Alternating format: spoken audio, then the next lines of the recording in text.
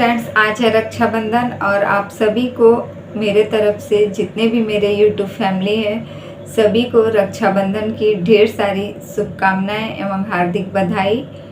और आशा करती हूँ आप सभी के जीवन में ये रक्षाबंधन काफ़ी ज़्यादा खुशियाँ लेकर आए। तो फ्रेंड्स, आज की कहानी में जो कि कुछ नए अपडेट्स हैं कोलकाता सीबीआई द्वारा, जो कि कोलकाता के आरजीकर मेडिकल हॉस्पिटल में जो कि एक महिला लेडीज डॉक्टर के साथ जिस प्रकार की हैवानियत की घटना हम सभी के सामने आई थी, इसमें सीबीआई द्वारा एक नया मोड़ सामने आया है। जो कि सीबीआई जांच से यह पता चला है कि यह कोलकाता आरजीकर मेडिकल हॉस्पिटल में, जो कि एक हॉस्पिटल भी है और कॉलेज भी, इसमें कहीं ना कहीं कुछ कॉलेज और हॉस्पिटल की आड़ में यहाँ पर कहीं ना कहीं कोई और व्यापार किया जाता था, जिससे कि सीबीआई जांच में यह तथ्य सामने निकल कर आया है कि हर साल कुछ कुछ दिनों पे ही इस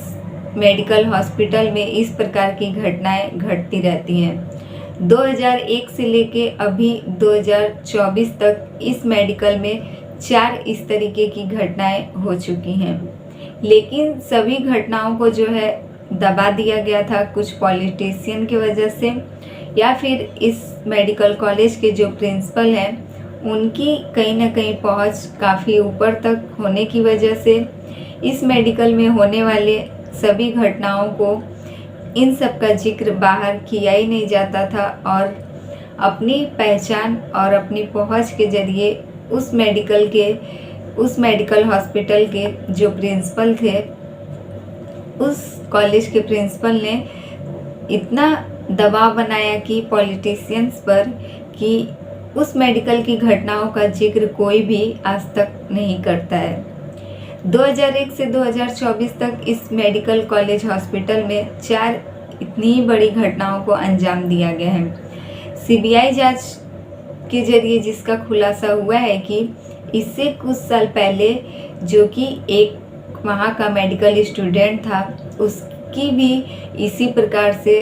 हत्या कर दी गई थी, लेकिन उसे आत्महत्या का रूप दिया गया था। जब सीबीआई इस जांच को लेकर पिछले की भी इन सब घटनाओं के तथ्य तक पहुंचने की पूरी कोशिश करती है, तो यह पता चलता है कि उस समय जिस स्टूडेंट की इसी प्रकार हत्या कर दी गई थी, उसके परिवार वालों से बात करने के बाद पता चला है कि उस कॉलेज में कहीं ना कहीं जो है देह व्यापार का भी कुछ इसी से रिलेटेड उस हॉस्पिटल में काम चलता था। वहाँ पर जो है, जो कि जैसा कि दिल्ली के आरजीबी रोड पर जो होता है, वैसे ही कोलकाता का भी एक इलाका लगता है सोनागाछी करके, और कोलकाता के इसी सोनागाछी इलाके से बहुत सारी महिलाएं जो कि देह व्यापार में अपना समय व्यतीत करती हैं, उन लोगों का फैमिली या फिर वह लोग अपने घर से बेघर रहती हैं। जिस प्रकार से वह लोग अपनी जीविका चलाने के लिए कोलकाता के उसी सोनागाछी इलाके में देह व्यापार के धंधे में ढकेल दी जाती हैं। कुछ लड़कियां तो अपनी मजबूरी की वजह से वहां खुद ब खुद जाती हैं और उन्हीं सबको अपना काम के स्वरूप में एक्सेप्ट कर लेती हैं। इसी प्रकार से कोलकाता की इस महिला ट्रेनी डॉक्टर की हत्या में भी सीबीआई जांच से यही पता चला है कि इस कोलकाता के आरजीकर मेडिकल हॉस्पिटल में उसी सोनागाछी से लड़कियों को बुलाया जाता था और उसी हॉस्पिटल के एक कमरे में कुछ अश्लील वीडियो शूट की जाती थी, जिसे फिर सोशल मीडिया पर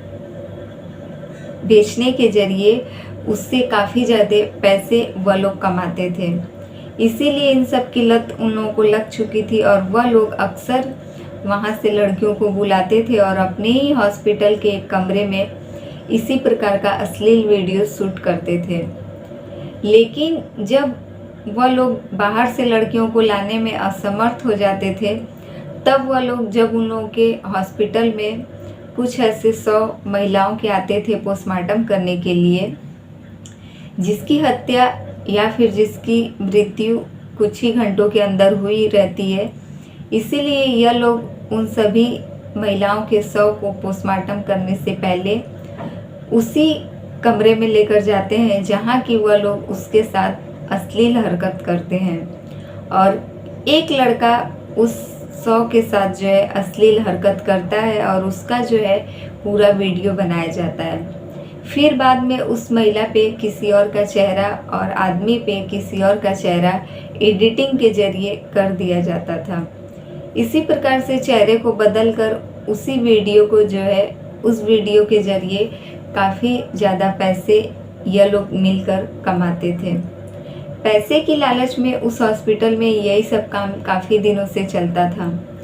तब वह जो स्टूडेंट था उसे इस बात की भनक लग जाती है क्योंकि उसी का चेहरा एक बार वह लोग वीडियो में इस्तेमाल कर लेते हैं। जब वह इस बात को सबके सामने रखता है कि आखिर उन लोगों ने ऐसा क्यों किया, तब वह लोग इसे समझा बुझाकर इसे शांत करवा देते हैं। लेकिन कुछ ही दिनों के बाद उसी मेडिकल हॉस्पिटल की जो कि एक नर्स के तौर पर काम करती है एक लड़की, इस लड़की की गर्लफ्रेंड रहती है और जब उसका चेहरा वह लोग कुछ दिनों के बाद एक ऐसे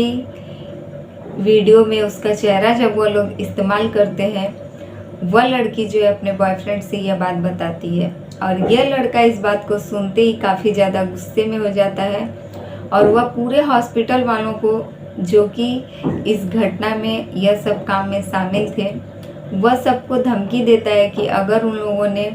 इसे डिलीट नहीं किया तो वह उन लोगों को नहीं छोड़ने वाला और उन लोगों की पूरी सच्चाई सबके सामने लाकर रहेगा। इसी बात से पूरे हॉस्पिटल वाले जो है डर जाते हैं और उस लड़के की जो है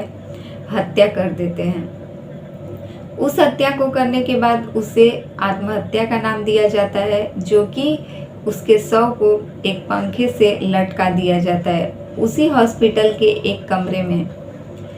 इसके बावजूद जब इस घटनाक्रम का खुलासा हो जाता है, तब उस हॉस्पिटल के प्रिंसिपल जो है पूरे दबाव के साथ इस घटना को इसकी जांच करने के लिए पूरा दबाव डालते हैं और कहीं ना कहीं इस घटना की जांच होने से पहले ही यह घटना राजनीतिक किताब के अंदर दब कर रह जाती है। उस हॉस्पिटल के प्रिंसिपल ने तो दबाव देकर इस केस की डायरी जो है राजनीतिक के अंदर छिपा दी, लेकिन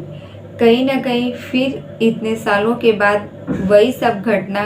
इस महिला ट्रेनी डॉक्टर के साथ दोहराया गया है। सीबीआई जांच से यह सब सामने आ रहा है कि कहीं ना कहीं इस महिला के साथ जो इतनी दरिंदगी जैसी हरकत की गई है और इस महिला की इतनी बेरहम तरीके से हत्या कर दी गई है, इन सब के पीछे भी से कुछ न कुछ राज जुड़ा हुआ है, जो कि इस महिला को पता चल चुका था और यह उसी का विरोध करने ही वाली थी कि इसे इस प्रकार की दर्दनाक मौत दी गई है।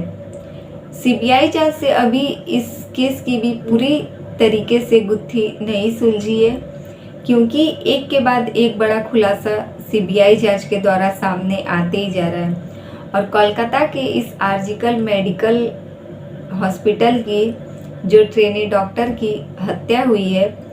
इसकी गुत्थी जो है और उलझती चली जा रही है। अभी सीबीआई जांच में बहुत सारे ऐसे लोग जो है सामने गिरफ्तार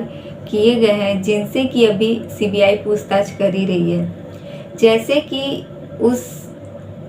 मेडिकल कॉलेज के जो प्रिंसिपल थे, उनको वहां से हटा दिया गया है, लेकिन सीबीआई यह सवाल खड़ी कर रही है कि आखिर उन्हें उस हॉस्पिटल से हटाया गया तो फिर दूसरी जगह उन्हें क्यों प्रिंसिपल इतना जल्दी बना दिया गया। उन्हें कम से कम जब तक कि जांच इस घटना की पूरी कंप्लीट नहीं होती, उन्हें अभी तक कहीं और शिफ्ट करना, यह बात कहीं ठीक नहीं लग रही है। उसके बाद जिसने भी इस लड़की को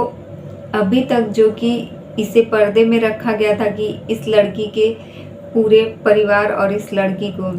लेकिन इस लड़की का फोटो सबसे पहले सोशल मीडिया पर वायरल करने वाली महिला को भी सीबीआई अपने झांसे में ले चुकी है,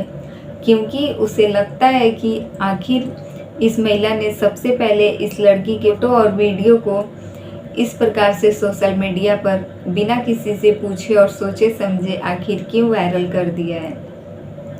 इसी प्रकार से सीबीआई इस महिला ट्रेनी डॉक्टर की हत्या के मामले में उस हॉस्पिटल कॉलेज से बहुत सारे लोगों को अपने गिरफ्त में लेकर और 20 से 25 घंटे के बीच सबसे पूछताछ जारी की है।